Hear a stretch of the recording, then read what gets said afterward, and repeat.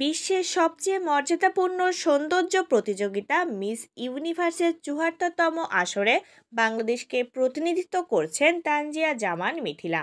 বিশ্বের ১২১টি দেশের প্রতিযোগীদের সঙ্গে লড়াইয়ে বর্তমানে পিপলস চয়েস ভোটের শীর্ষে রয়েছেন তিনি। ১৯শে নভেম্বর পর্যন্ত চলবে এই ভোটিং। এই কঠিন ভোটযুদ্ধের মধ্যেই থাইল্যান্ড থেকে ফেসবুক লাইভে হাজির হন মিথিলা। আবেগভরা কণ্ঠে তিনি দেশের মানুষের সমর্থন চান। অন্যদিকে তার পোশাক নিয়ে সোশ্যাল মিডিয়ায় চলছে সমালোচনা ও বুলিং। এসব কটু মন্তব্য ও ট্রল বন্ধের আহ্বান জানান মিথিলা। লাইভে বলেন, গতকাল বিকিনি পরা নিয়ে মানুষ ট্রল করেছে, এগুলো দেখলে আমার খুব খারাপ লাগে। দেশের জন্য এত কষ্ট করছি, আপনারা যদি আমাকে সাপোর্ট না করে উল্টোপাল্টা কমেন্ট করেন তাহলে আমি কিন্তু পারবো না। এখানে বিকিনি না পরলে আমি জিততেই পারবো না।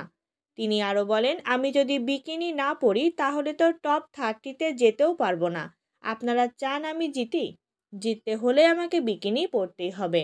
বাংলাদেশকে জেতাতে হলে আমাকে এই নিয়ম মানতেই হবে। মিথিলা অভিযোগ করেন, এটা খুব বড় প্রতিযোগিতা, সবাই খুব ভালো, তাদের সঙ্গে টিকে থাকতে হলে আমাকে অনেক কিছু করতে হয়।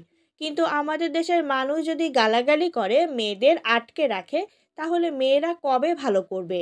এভাবে তো কোনো মেয়েই কোনোদিন কিছু করতে পারবে না। সামাজিক যোগাযোগ মাধ্যমে ইতিমধ্যেই দেশের শোবিজ অঙ্গনের বহু তারকারা মিথিলার জন্য ভোট চাইছেন।